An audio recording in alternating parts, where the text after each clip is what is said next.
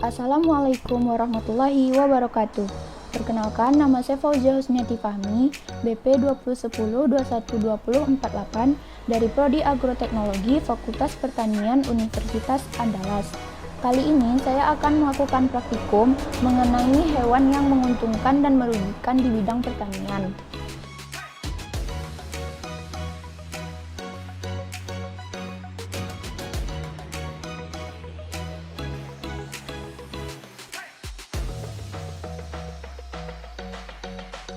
Hewan yang pertama yaitu Achatina fulica atau bekicot, tergolong ke dalam filum Mollusca, yang mana habitatnya berada di tempat-tempat lembab dan merupakan hewan nokturnal. Bekicot tidak mengalami fase metamorfosis, dan bekicot ini merupakan hewan yang merugikan di bidang pertanian karena ia dapat memakan bagian organ-organ tumbuhan yang lunak. Untuk bagian-bagian tubuhnya yaitu yang pertama terdapat 4 dua antena pada bagian atas dan 2 pada bagian bawah. Pada bagian atas terdapat okuli atau mata. Kemudian pada bagian bawah terdapat alat gerak yang disebut dengan podium atau perut. Kemudian pada cangkangnya, pada ujungnya disebut dengan apex. Kemudian cangkang dengan lingkaran paling besar disebut dengan sutura, dan garis-garis perkembangan disebut dengan body wall. Selanjutnya yaitu ada Lumbricina atau cacing tanah yang berasal dari filum Annelida. Habitatnya berada di dalam tanah yang kondisi tanahnya mendukung. Tipe metamorfosisnya yaitu hemimetabola. Dan cacing tanah ini juga termasuk ke dalam hewan hemaprodit atau hewan yang memiliki 2 alat kelamin dalam satu individu. Cacing tanah ini pada fase menguntungkannya yaitu pada fase dewasa dapat menggemburkan tanah dan membuat tanaman tumbuh subur. Sedangkan pada fase telur merupakan fase yang merugikan.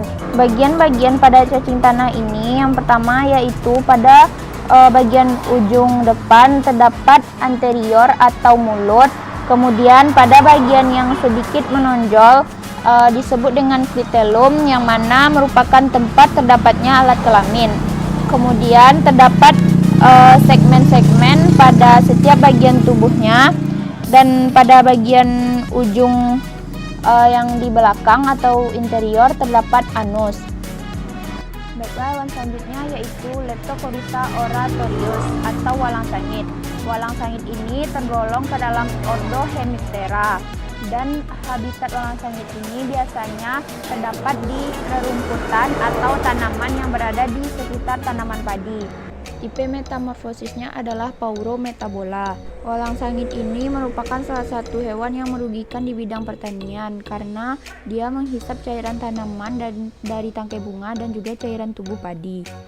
Untuk bagian tubuh walang sangit, yang pertama yaitu ada sepasang antena, kemudian ada kepala, ada mulut, kemudian badan, sayap yang berjumlah sepasang, dan 3 pasang kaki atau berjumlah 6 buah. Dan tipe mulut pada walang sangit ini adalah penusuk dan penghisap. Selanjutnya yaitu dari ordo Odonata atau jenis capung-capungan, yang mana habitat capung ini tersebar di daerah hutan, kebun, sawah, dan juga perkarangan rumah hingga di lingkungan perkotaan. Dan tipe metamorfosis pada capung ini merupakan metamorfosis tidak sempurna, yang mana hanya melalui proses dari telur, nimfa, hingga menjadi capung dewasa. Dan capung ini merupakan salah satu hewan yang menguntungkan di bidang pertanian karena dia membantu melindungi tanaman dari serangan hama. Dia memakan hama, kutu daun, dan batang. Untuk bagian-bagian tubuhnya, yang pertama yaitu ada kepala, kemudian ada toraks atau dada, dan abdomen. Dia mempunyai 2 pasang sayap, yang mana ini merupakan sayap bagian atas dan sayap bagian bawah. Tipe mulut pada capung ini adalah menggigit dan mengunyah. Hewan selanjutnya yaitu Salanga sp atau beruang dari ordo Orthoptera. Habitatnya berada di kawasan terbuka dan banyak rerumputan. Tipe metamorfosisnya yaitu Paurometabola dan merupakan hewan yang merugikan di bidang pertanian karena memakan daun dari tanaman dan dapat merusak tanaman. Selanjutnya saya akan menunjukkan bagian-bagian yang ada pada belalang. Yang pertama yaitu terdapat sepasang antena pada bagian atas. Kemudian pada bagian kepala juga terdapat kompon A, kemudian bagian toraks atau dada, dan yang paling belakang bagian abdomen.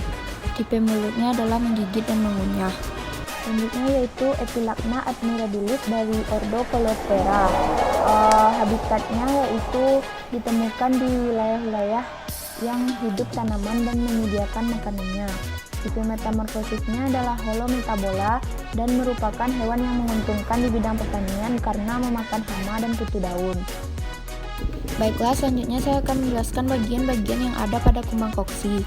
Yang pertama yaitu ada leg atau kaki-kaki yang berukuran sangat kecil. Kemudian terdapat antena pada bagian depan, dan pada bagian atas terdapat pronotum yang berada tepat pada bagian belakang kepala. Kemudian terdapat elytra atau toto-toto hitam yang menjadi ciri khas kumbang ini. Tipe mulut pada kumbang koksi adalah menggigit. Selanjutnya saya akan menunjukkan cara membunuh belalang, yaitu dengan menekan bagian bawah toraks menggunakan telunjuk dan ibu jari.